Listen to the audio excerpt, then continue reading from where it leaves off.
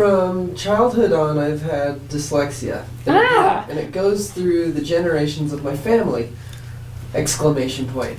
My cousins have ADHD! Exclamation point. We all didn't have an easy childhood. School was a horror for me. I always felt misunderstood and that nothing made sense to me. What does dyslexia mean? And are ADHD and dyslexia connected? I have a trauma of being misunderstood by everyone. Okay, ADHD and dyslexia can, but are not always related. All right, I gotta stay on track because this is like a really good one. You ready? With dyslexia in and of itself, what's actually happening is that you have a different type of brain. Now, we as people like to think that everybody has the same brain. This is absolutely ridiculous. We have very different brains. Our brains function in very different ways. We think very differently. The brain of a dyslexic is a visual spatial brain. They cannot learn in the same way that other people learn. They have a difficult time sequencing. They have a difficult time with working memory. So what's very, very critical is to teach your brain in a different way than other people teach you. And this is why it's so hard in your mainstream schooling system, because the mainstream schooling system, even how it was created to begin with, is not created for the individual, is not created to maximize the potential of the individual mind of the child. It is a system that is designed to create a robot, basically, to fit into a system and to train that part of that system to function in a way that is the best of its capacity.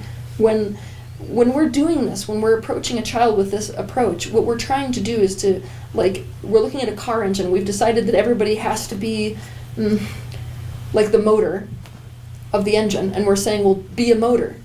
But what are you supposed to do if you're a belt? You can't be a motor if you're a belt, and that's why everybody's failing, you know what I mean? So what we have not recognized with dyslexics is that they are visual spatial learners. I'm going to teach you something about your brain. You ready? If you've got this type of brain, then you have to be learning multisensorily. You have got to learn something and to convert it to long-term memory. You have got to learn it with your touch at the same time as your sight, at the same time as your hearing, which is why you will find that learning things on a screen, like through a video, will work for you about 100 times better than if you're just listening to it. 100 times better than if you're just reading it. If you involve all of the senses in learning of one thing, it will be converted to long-term memory. Knowing that, I cannot tell you what that is going to open up for you. Which is why, by the way, you'll notice this, it's not really happening right now, I'm talking to you, but one of the reasons actually that I do so many demonstrations when I'm doing my workshops up on stage where I'm physically acting things out for you is because of people like you.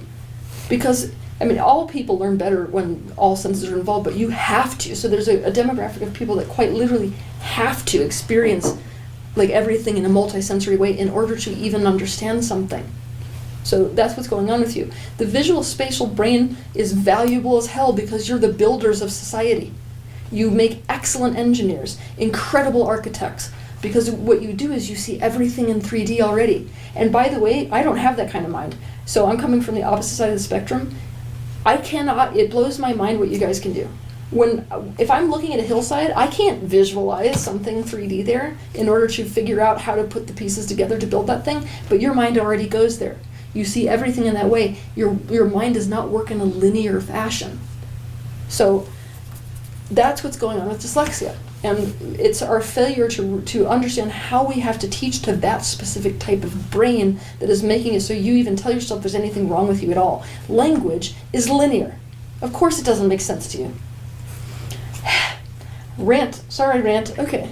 Where were we going with that? Okay, so now we're going ADHD, right?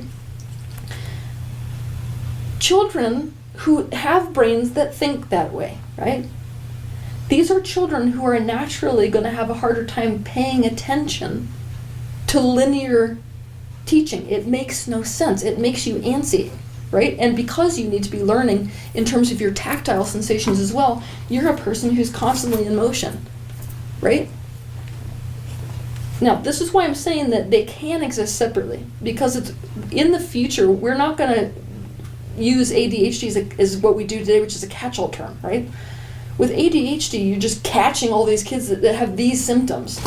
And there are so many kids that have been labeled ADHD that are nothing of the kind. And this is why I'm saying, like, if you have a visual spatial brain, if you have a dyslexic brain, we need to actually consider that we're not seeing ADHD, we're seeing a behavior that a child has when they can't learn in that way and they need to learn in a different way. Now, for kids who we could say do actually fit into ADHD, right? And it's an accurate diagnosis. What's actually going on here is the regulation of anxiety. With kids who have ADHD, they come from environments of anxiety, without fail, every time. And what a kid is trying to do with the movement is to down-regulate it's like sensory integration. They're trying to down-regulate their nervous system. And their attention issues is selective, and this is what we don't get. When a kid is in a state of stress, and there's lots of stress around them, what do? They shut it down. So this is a kid who's instantly going to try to find one focus, and they're not going to pay attention to what they're supposed to be paying attention to. It's almost like they're going to condense their world as tiny as they can possibly get it and be in their own little world, fixated on whatever they want to be fixated on in any given time. They're trying to cope with extreme levels of stress in their environment. So unfortunately, until you get the anxiety level of the parents, anxiety level of the environment down, and to give them more of a sense of personal empowerment, they will not expand that bubble to include the world in it. So that's what's happening with ADHD.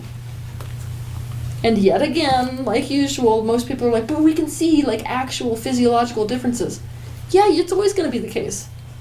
Anytime you get a mental and emotional aspect, it's going to filter into the physical, and then you're going to see the physical precursors. You're going to see changes in biochemistry and all of these things. It's not a contradiction to, it's adjunct to.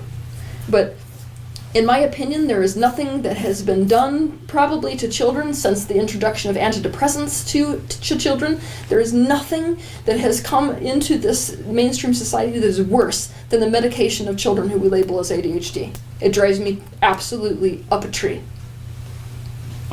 So, another soapbox moment.